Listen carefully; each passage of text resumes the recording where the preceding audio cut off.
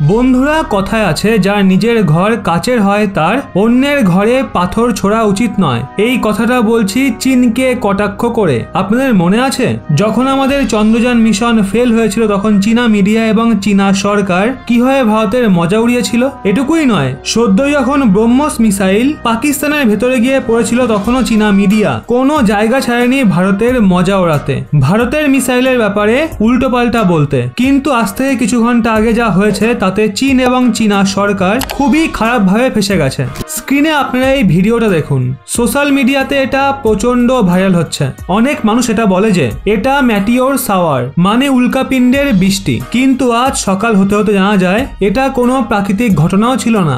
আসলে এটা চীনের একটা রকেট ছিল যেটা মহাকাশ থেকে পড়ছিল। আর এটা পড়েছে কোথায়? এটা মহারাষ্ট্রের নাসিকের আশেপাশে অনেক এলাকায় খন্ড খন্ড হয়ে পড়েছে। আর অনেক জায়গায় তো সিচুয়েশন এমন ছিল যে রকেটের কিছু কিছু টুকরো জনবসতির খুব কাছে গিয়ে পড়েছে। যদি 100 মিটার এদিক ওদিক করে পড়তো তাহলে কোনো না কোনো গ্রামে গিয়ে পড়তো, যার ফলে প্রাণহানি ঘটার সম্ভাবনা ছিল। কোন সেই রকেট ছিল যেটা মহাকাশ থেকে পড়ছিল?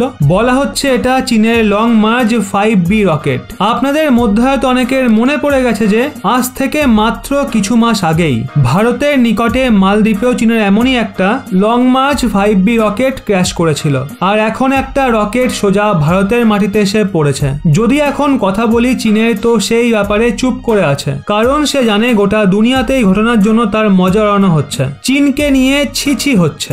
এক্ষেত্রে এই মামলায় সে যত বেশি বলবে তত সে ফাঁসবে। সেই জন্য চীনা মিডিয়া এবং চীনা সরকার চুপ করে আছে। যদি কথা বলি ভারত সরকারের, তো ভারত এখন এই মামলার তদন্ত করছে। যতগুলো টুকরো পড়েছে ভিন্ন ভিন্ন জায়গায় সেগুলোকে একত্রিত করা হচ্ছে, তারপর আইডেন্টিফাই করা হবে এবং প্রমাণের সঙ্গে ভারত এই পুরো বিষয়টাকে দুনিয়ার সামনে তুলে ধরবে। আর এটা ভীষণই জরুরি এবং জোরালো মামলা। কেন? কারণ রকেটের যে টুকরোগুলো রয়েছে সেগুলো অন্য কোনো গ্রামে পড়েছে, কাল হয়তো আমাদের শহরে বা ঘরেও পড়তে পারে। এর কারণ হলো চীন লাগাতার কিছু মাস বাদে বাদে এই লং মার্চ 5 রকেট অসুরক্ষিতভাবে লঞ্চ করছে। এই রকেট পুরোপুরি বেকার, কিন্তু এটাকে চীন বারবার লঞ্চ কেন করে? কারণ তার কাছে কোনো অপশন নেই। চীন এই রকেটের পেছনে বিলিয়ন বিলিয়ন ডলার খরচ করেছে, সেই জন্য বারবার ফেল হওয়া সত্ত্বেও চীনের মাধ্যমেই নিজের স্যাটেলাইট এবং অন্যান্য সামগ্রী মহাকাশে পাঠাচ্ছে ভীষণই অসুরক্ষিত হবে এবং গোটা দুনিয়ার ভিন্ন ভিন্ন দেশে থাকা ভিন্ন ভিন্ন মানুষের প্রাণের বাজি লাগাচ্ছে। আপনারা স্বয়ং ভাবুন এর ফলে ভারত কতটা বিপদে পড়তে পারে। প্রথম যে ক্র্যাশটা হয় আজ থেকে কিছু মাস আগে, সেটা ভারতের নিকটে মালদ্বীপে গিয়ে পড়ে। দ্বিতীয়টা তো সোজা ভারতের মাটিতে এসে পড়েছে।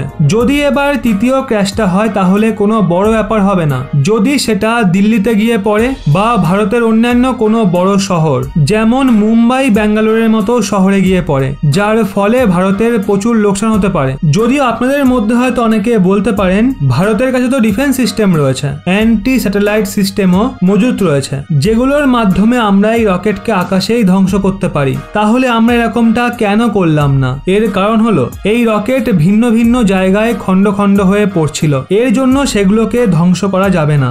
যদি একটা খণ্ডই থাকতো তাহলে আমরা সেটাকে এ-স্যাট মিসাইল দিয়ে ধ্বংস করতাম আর সেটাকে এত ছোট ছোট টুকরো করে দিতাম যে সেগুলো বায়ুমণ্ডলেই জ্বলে শেষ হয়ে যেত। কিন্তু এক্ষেত্রে সেই কাজটা তো সম্ভব ছিল না। কিন্তু একটা কাজ সম্ভব, যে চীনকে এর জন্য দায়ী প্রমাণিত করতে হবে এবং তার কাছ থেকে জবাব চাইতে হবে। যদিও এই পুরো বিষয় নিয়ে আপনাদের কি মতামত অবশ্যই কমেন্ট করে জানান।